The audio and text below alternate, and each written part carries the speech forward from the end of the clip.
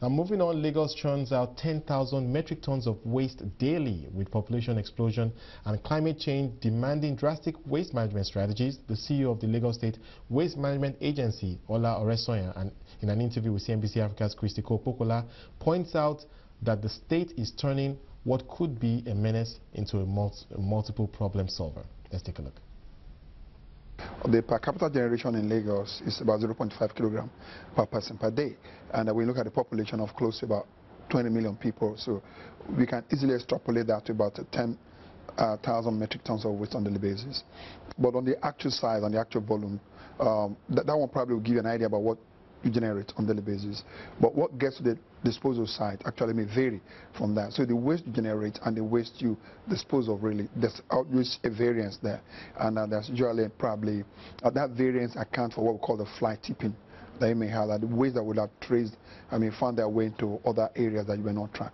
But you can put it safely that Lagos have about 10,000 metric tons of waste on a daily basis. Now, I know that megacities quite naturally always claim to have recycling plants. What benefit does Lagos derive from the tons of waste it churns out? When we look at waste in Lagos right now, we're already having a different definition and different perception of that asset itself.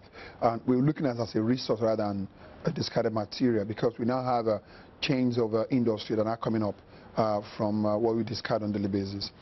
If you look at the value chain that we're going to create along that line, we look at about 20% conversion ratio right now.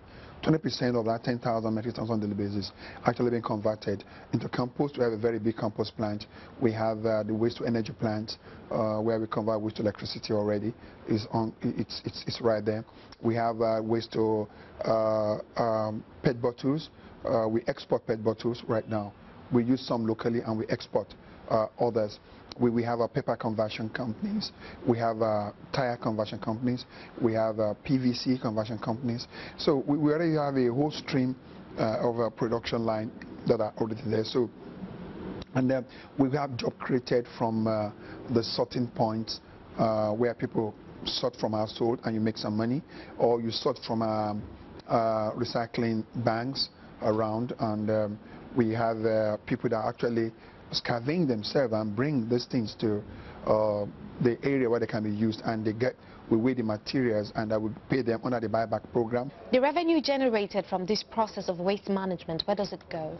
Well, the revenues lubricates the macroeconomic wheel itself. So it supplies the O&M, the operational maintenance wheel within that system, within that cycle. What we do really is to create a loss leader position there. We allow government to buffer the deficit, the initial deficit, by providing the land, in some area energy, then in some areas we give a tax holiday for some people, and in some other area we give a market guarantee for some of the products, and to allow the company to invest and make it lucrative, make it bankable for them. In some areas we even give the bank guarantees for some of the investors. So the loss leader values we create for the investors, and we allow them to make the money from their O&M, the operational maintenance cost, and they discount that from the income there. Even in some areas we are off-takers, in some areas for some of the products that comes, and we allow them to roll their own money around there. So the business are not really set up because of government income line, but for the private sector to be able to thrive well. And what we get, the intangible benefit to us, is an environmental benefit and a job creation that we already have. And what relationship does that have with the agency's Waste to Wealth initiative? Well, LOMA is the agency that is driving the Waste to Wealth initiative, and the objective is clear with the Lagos State government. The government of Lagos believes that Waste to Wealth program is the key factor for sustainability of a waste management program, and we're looking at the rate at which the waste is growing because of the population size. The population is growing every day, and we know that the commercial activities is growing, so the consequence of this is waste, and that the waste will be growing.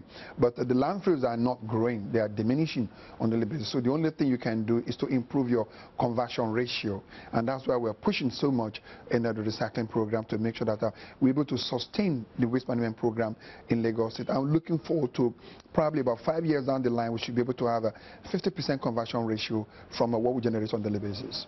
You recently said that Lagos plans to convert the new climatic liability, using your words now, to prosperity through job creation and creating new line of economy and converting the nature's vulnerability into opportunities. What exactly did you mean? Well, when you look at what you perceive as a problem, we have an idea here that waste is not waste unless we waste it. So we see waste as an asset. So to the public, it's a liability to the public, and to the environment itself, it's supposed to be a liability. That's talking about methane. All right, when you release methane from the landfill site, for example, or you release a lot of carbon from the carbon emission from a vehicular